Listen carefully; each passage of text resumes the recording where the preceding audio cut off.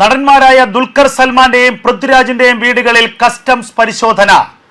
ഭൂട്ടാനിൽ നിന്നും നികുതി അടയ്ക്കാതെ വാഹനങ്ങൾ ഇറക്കുമതി ചെയ്തു എന്നുള്ള വിഷയവുമായി ബന്ധപ്പെട്ടാണ് കസ്റ്റംസ് പ്രിവന്റീവ് വിഭാഗം ദുൽഖർ സൽമാന്റെയും പൃഥ്വിരാജിന്റെയും വീടുകളിൽ പരിശോധന നടത്തുന്നത്. രാവിലെ മുതൽ കേരളത്തിന്റെ ചുമതലയുള്ള കസ്റ്റംസ് പ്രിവന്റീവ് വിഭാഗത്തിന്റെ നിരവധി ഉദ്യോഗസ്ഥരാണ് വൈറ്റിലയിലും പനമ്പള്ളി നഗറിലുമുള്ള നടന്മാരുടെ വീടുകളിൽ റെയ്ഡ് നടക്കുന്നത്. റെയ്ഡ് ഇപ്പോഴും തുടരുന്നു എന്നുള്ള വിവരമാണ് ലഭിക്കുന്നത്. കേരളത്തിൽ 30 ഇടങ്ങളിൽ ഇത്തരത്തിൽ റെയ്ഡുകൾ നടക്കുന്നു എന്നാണ് ലഭിക്കുന്ന വിവരങ്ങൾ.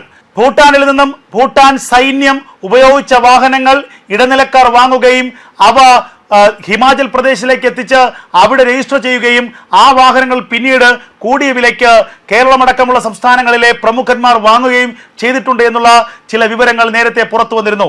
ഇത് സംബന്ധിച്ച് ചില പരാതികൾ കേന്ദ്ര സർക്കാരിന് കേന്ദ്ര കസ്റ്റംസ് പ്രിവന്റീവ് വിഭാഗത്തിന് ലഭിക്കുകയും ചെയ്തിരുന്നു. ഇതിന്റെ ചുവട് പിടിച്ച് നടത്തിയ അന്വേഷണമാണ് ഇപ്പോൾ കേരളത്തിലടക്കം റെയ്ഡുകളിലേക്ക് എത്തിയിരിക്കുന്നത്.